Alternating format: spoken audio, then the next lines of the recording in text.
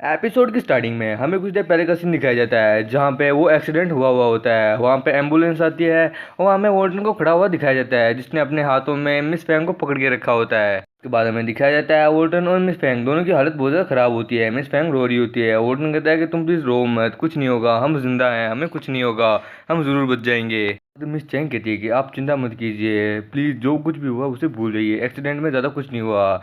Miss Fang एकदम सही है, तुम फिक्र मत करो, जो भी गुनहगार होगा वो जल्द से जल्द पकड़ा जाएगा। उसके बाद में कहता है डोंगचे शहर की नेता की बेटी, उसे यहीं इसी शहर में मारने की कोशिश की गई है, हत्यारा ज़रूर बहुत ज़्यादा चालाक होता है। उसके बाद होता है वो कहता है कि मुझे फैंग को देखने जाना होगा।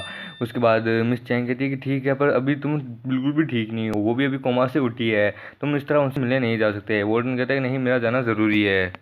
बाद हमें मिस फैंग को दिखाया जाता है। मिस फैंग कहती है कि ओ फाइनली आखिरकार तुम उठ ही गए, चलो अच्छा है, तुम 2 दिन बाद आखिरकार उठ ही गए, मैं तो बहुत पहले ही उठ चुकी थी और तुम देख सकते हो मेरे पैरों की हालत, वो पूरी तरीके से कुचले जा चुके हैं। एक बार वोल्टन मिस फैंग से कहता है फैंग जरा देखो, हम लोग तुम्हारी आंटी को देखने जा रहे थे कि वो बीमार है या सही है, पर देखो हमारे साथ ही हम खुद पेशेंट बन चुके हैं। उसके बाद मिस फैंग कहती है कि हाँ ये सच है, तो हमारे ऊपर गोलियाँ चली थी और हम उस समय कार में थे, हमारी कार का एक्सीडेंट हुआ था, और क्यों पता नहीं जब भी मैं तुम्हारे साथ होती हूँ मेरे साथ ऐसा ही होता है, मुझे अब तक ये बात समझ नहीं आई। उसके बाद वोल्टन कहता है ओ माय ब्यूटी प्लीज़ तुम गुस्सा मत करो, मैं इसका ब्लेम तुम्हें नहीं डाल रहा, लेकिन ना ही इसका ब्लेम मैं अपने ऊपर डाल रहा हूँ, ये सारी गलती तुम्हारे दुश्मनों की है जो तुम्हें मुझे मारना चाहते थे। उसके बाद मिस फैंग कहती है कि वोल्टन प्लीज़ मेरी मदद करो, वो लोग कह रहे हैं कि मुझे अपने इस हॉस्पिटल में 1 महीने के लिए रहना होगा, मेरे पैर पूरी तरीके से कुचल लिए जा चुके हैं, मेरे पास रिपोर्टिंग करने के लिए बहुत सारी कहानियाँ हैं और लोग इस चीज़ का इंतज़ार कर रहे हैं, तो प्लीज़ क्या तुम मेरी मदद करोगे वोल्टन प्लीज़। पर वोल्टन कोई जवाब नहीं देता। उसके बाद वॉर्डन कहता है कि ठीक है चलो मुझसे ये कहो कि मैं दुनिया का सबसे ज़्यादा हैंडसम एंड सबसे ज़्यादा पावरफुल पर्सन हूँ। उसके बाद ये सुनने के बाद मिस फैंग भी कहती है कि ठीक है मैं कहने के लिए तैयार हूँ वॉर्डन, तुम इस दुनिया के सबसे ज़्यादा हैंडसम पर्सन हो और सबसे ज़्यादा पावरफुल भी। वॉर्डन कहता है हे मैं जानता हूँ तुम ये चुगली कर रही हो, प्लीज़ अब ये सब करना बंद करो। उसके बाद मिस फैंग कहती है कि हे कम ऑन, ये सब कुछ आखिरकार मैंने तुम्हें से तो सीखा है, तुमने तो मुझसे ये सब करने को कहा था, और वैसे भी तुम मुझे धमकी दे रहे हो क्या, और जल्द से जल्द मेरे पैरों को ठीक करो, मुझे एकदम अच्छा सा ट्रीटमेंट चाहिए, समझे।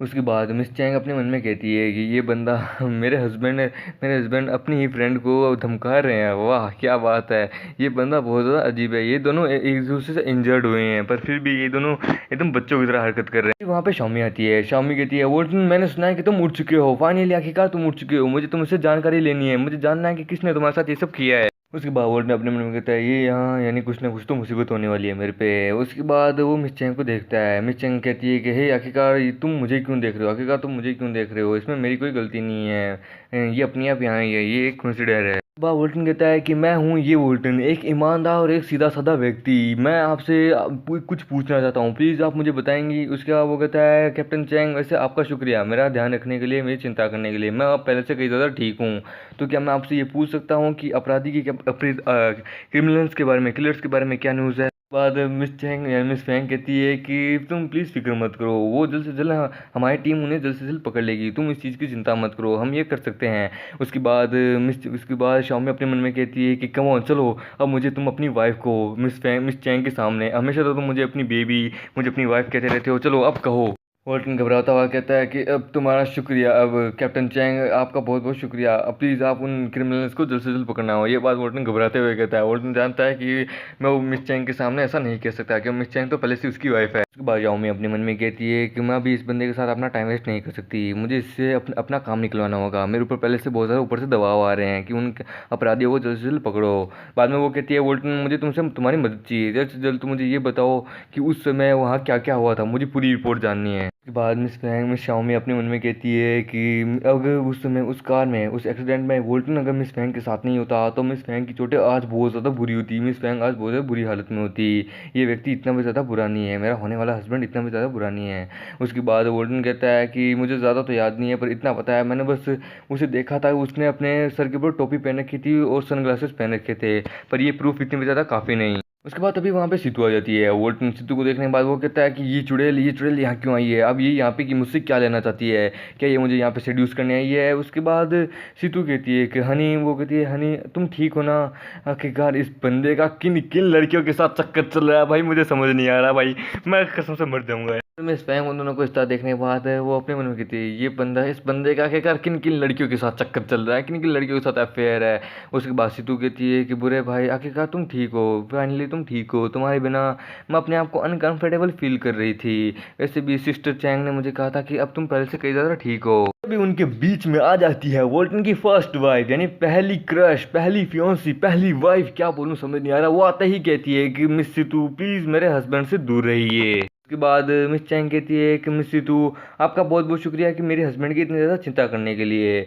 उसके बाद सितू कहती है कि ओह मिस चैंग तुम बहुत ज़्यादा दयालु, बहुत ज़्यादा काइंड पर्सन हो, तुम्हारा शुक्रिया मेरे भाई का ख्याल रखने के लिए। बस सितू वोल्टन को फंसाने की कोशिश करती है। वोल्टन को वो कहती है कि भाई आपने मुझसे वादा किया था कि आप मुझे लेने ज़रूर आएंगे, और मैं आपकी इतनी ज़्यादा परवाह करती हूँ, पर फिर भी आप मेरा बिल्कुल भी ध्यान नहीं रखते। और ये सुनने वाला वोल्टन डर जाता है। वोल्टन कहता है क्या ध्यान। उसके बाद मिस चैंग भी कहती है तो क्या ये सच है। उसके बाद वोल्टन कहता है नहीं नहीं नहीं, अरे भगवान मेरी बात तो सुनो, ये लड़की मुझे फंसा रही है, मेरी बात सुनो।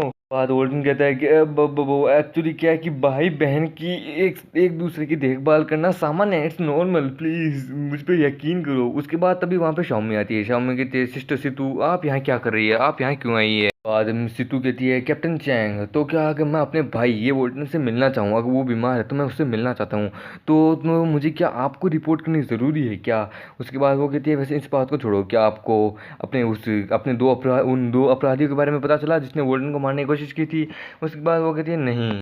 उसके बाद सितू अपना फ़ोन घुमाती है और अपने अंकल को कॉल लगाती है। हेलो अंकल ली, मेरी बात सुनिए, मैं सितू ये बोल रही हूँ आपकी भतीजी, मेरी बात सुनिए, ये वोल्टन मेरा फ्रेंड है। हाँ अभी वो ये वोल्टन नहीं, मेडिकल मिरेकल डॉक्टर है, उसका एक्सीडेंट हुआ है, उसको किसी ने मारने की कोशिश की है, तो मैं चाहती हूँ कि आप उन लोगों को ढूंढें, उन लोगों को मार डालें। जाऊँ में हैरान हो जाए। वो थी क्या ली, वो तो सिक्योरिटी ब्यूरो का बॉस है। उसके बाद वो कहती क्या नहीं ऐसा नहीं, प्लीज़ प्लीज़ आप ऐसा नहीं कह सकते अंकल ली, आप ऐसा नहीं कह सकते। वोल्टन वोल्टन बस मेरा एक नॉर्मल फ्रेंड है, एक ऑर्डिनरी फ्रेंड है, प्लीज़ आपको उसकी मदद करनी होगी, प्लीज़ ऐसा मत कीजिए। बाद शाओमी को दीदी गुस्सा आने लगता है। बाद में शाओमी और मिस चैंग दोनों वोल्टन की तरफ एकदम खतरनाक नज़रों से देख रहे होते हैं। वोल्टन कहता है कि ये सितू, ये चुड़ैल, ये मेरी ज़िंदगी में परेशानियां ही लाने का काम करती है, और ये यहाँ पे भी अभी मेरे लिए परेशानियां ही ला रही है, मुसीबत ला रही है। उसके बाद तभी वहाँ पे एंट्री होती है सिक्की आते ही कहती है ओ मिस्टर टर्की, मैंने सुना तुम उठ गए फाइनली, आखिरकार तुम ठीक हो। मैं यहाँ अपने ग्रैंडपा के कहने पे तुम्हारे पास यहाँ ही हूँ। मेरे ग्रैंडपा तुझसे मिलना चाहते हैं, क्या तू ठीक है ना, तू चल फिर सकता है ना। उसके बाद वहाँ कहीं देख ले सन्नाटा बन जाता है। वो चारों लोग सिक्की को देख लेते हैं। बाद में वोल्टन कहता है कि सिक्की आखिरकार तुम्हें अपना मुंह खोलना यहाँ ज़रूरी था क्या। अरे यार तुम, और प्लीज़ हाँ मुझे प्लीज़ ठरकी मत को, मैं कोई ठरकी नहीं हूँ। और हाँ सबसे ज़्यादा तुम्हारा शुक्रिया यहाँ आने के लिए, मैं तुम्हारा थैंक यू करता हूँ। और हाँ मिस्टर निंग को कह देना कि मैं उनसे किसी और दिन आके मिलूंगा, अब प्लीज़ तुम्हें यहाँ से जाना होगा। उसके बाद सिक्की कहती है कि मेरे दादाजी ने मुझे यहाँ भेजा है, तो क्या मैं यहाँ आ नहीं सकती तुमसे मिलने के लिए। उसके बाद वोल्टन कहता है कि नहीं ये बात नहीं है, वैसे भी तुम मुझसे नफरत करती हो तो मुझे लगा तुम ना ही करोगी।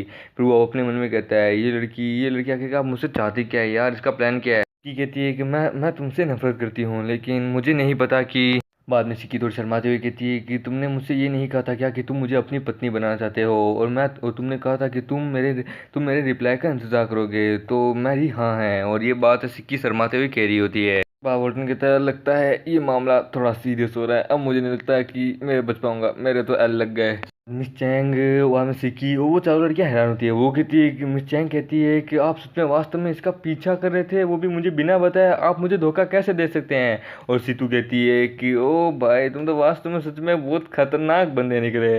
उसके बाद मिस फैंग कहती है कि तुम पे तो धिक्कार है वोल्टन। उसके बाद शाओमी कहती है कि तुम टर्कील नालायक। उसके बाद वोल्टन कहता है कि मुझे लगता है अब मेरे बहुत गंदे एल लग चुके हैं। उसके बाद सिक्की कहती है हाँ तुमने सही कहा बेशरम, मेरी बात सुनो बदबूदार, मेरे दादाजी ने मुझे कहा था कि अगर तुम्हें मिलिट्री की मदद चाहिए तो हाँ तुम कह सकते हो मेरे दादाजी से, मेरी वो मदद शुरू करेंगे। बात सुनने के बाद शाओमी और मिस चैंग दोनों हैरान होती है। वो कहती है क्या मिलिट्री, वो भी सिर्फ एक ऑर्डिनरी पर्सन के लिए मिलिट्री पावर। अरे भाई सेना तो मिलिट्री तो केवल देश की सुरक्षा के लिए होती है, वो इन जैसे मामलों में कब से बीच में पड़ने लगी।